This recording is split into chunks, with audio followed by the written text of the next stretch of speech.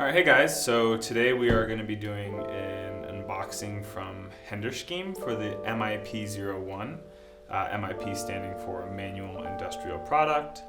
Really cool, you know, made by hand, about as craftsman as it comes if we're talking the brand list from Canoe Club. Quick side note, I come from a sort of shoemaking, cobbling background, so I've kind of had an appreciation for Hender Scheme prior to working at the shop. I've always thought that they were sort of the pinnacle of craftsmanship, certainly in like the shoe world. But yeah, overall a heavy hitter of a company. They specialize in shoes. That particularly they pay homage to very iconic shoes. Obviously the Air Force, Timberlands, Docs, Crocs, etc. You know the list. But yeah, so a really sweet brand that I'm excited to hype up a little bit. All right, so yeah, let's get into the details. I'd like to kind of, I suppose, show you around the shoe and call out some things that I personally think are really interesting, things that maybe when somebody hasn't gotten to see Hender Scheme in person, you know, they stop in the shop and they're really excited to like pick it up and handle it. So one of the first things that people kind of call out are the nails in the sole. This is how Hender Scheme signifies their sizing scales. So we've got 7 nails here. That is going to be roughly a US 11. Varies between style, but this is kind of how you can tell what size you've got. You know, no tags sewn on the inside or anything like that. But yeah, as you can see, this was a leather sole. They don't do this in all models, but have rubber here on the heel and the toe to sort of promote longevity in the sole, add a little bit of grip, add a little bit of sort of texture to the sole so you're not kind of just on ice skates here on the bottom of this leather sole. But cool, and you can also see the stitching showing through, that it's not just a completely cement construction. So yeah, you can kind of see the grain of the leather sole showing here, kind of up against this smooth veg-tan texture. For so many reasons, I think it's cool that Hender Scheme uses all leather, but you know, using different types of leather and different, I guess, grades of leather, if you will, kind of gets that contrast without it just all kind of, you know, falling into itself. But this is going to be bovine leather in the upper, so a nice soft cowhide.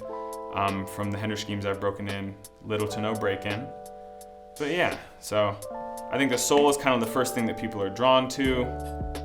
And then there's this small little known detail. As I mentioned, I came from shoemaking, so typically in shoemaking, the upper part of the shoe, everything that you're going to see here, is sewn, cut and sewn, clicked, and all of that is done before the shoe actually takes its shape around the last, which is the faux foot form. So when you're handed the upper, it needs to be attached to the last itself before you can start cranking the leather down, kind of forming the ultimate, you know, shape of the shoe. So you nail in a small tiny nail here. This is an impermanent hole that is made when you're lasting the shoe. And the idea is, if you nail this hole here in the center of the heel, you know that you're set up for success so that you can have both shoes be symmetrical so that you're pulling from the same point in the center. But the upper needs to be attached to the last first and foremost. And again, this is kind of how you keep it centered. But a really cool thing that you might not see in other shoes, certainly not if they're not handmade, but really cool callback to the handmade nature of the shoe. So looking from up top, we've got some really nice padding along the upper here. If I'm not mistaken, the inner leather is often either horse or water buffalo. So ultra soft and requires little to no break-in, as I mentioned. You know, they definitely don't skimp on the features. It's definitely padded, as you would find in the original sneaker itself. This cool strap along the top. I also think it's worth mentioning that Hender Scheme working with only veg-tan. If I were to lick my finger and run it along the top of the shoe here, it would patina the leather forever. That's kind of the entire appeal of Hender Scheme. You wear them and they are 100% yours and no one else's, down to the way that the leather is going to crease when you wear them and you walk and you bend over, any puddles you might splash in, paint, you know, anything. Cool, another thing to call out here is all the shoes do come with leather laces. Again, just kind of sort of the whole shtick. Everything is leather, you know? The footbed on the inside is leather. The sole itself is leather. But yeah, so it comes with straight up leather laces. Oftentimes they do have replacements that are gonna be a white cotton, much more traditional to that of like a sneaker. But yeah, it's just the little details that Hender Scheme, again, they don't skimp on. I think you get the full package when you're getting a handmade veg-tanned leather sneaker and or boot or shoe.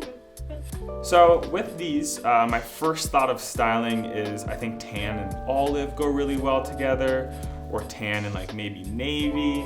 So you can definitely still style these alongside, they would work in anything you'd wear in an outfit you'd put your sneakers on for, but they're just gonna provide that little bit of extra interest that you're not gonna see from a straight up Nike. They're not really gonna use this quality and or color of leather all that much due to the production capabilities, but yeah. So this is the MIP-01, the Manual Industrial Product 01 from Hender Scheme. Clearly an homage to the Air Force by Nike. Yeah, as you can see, everything has been expertly cut, sewn, and assembled.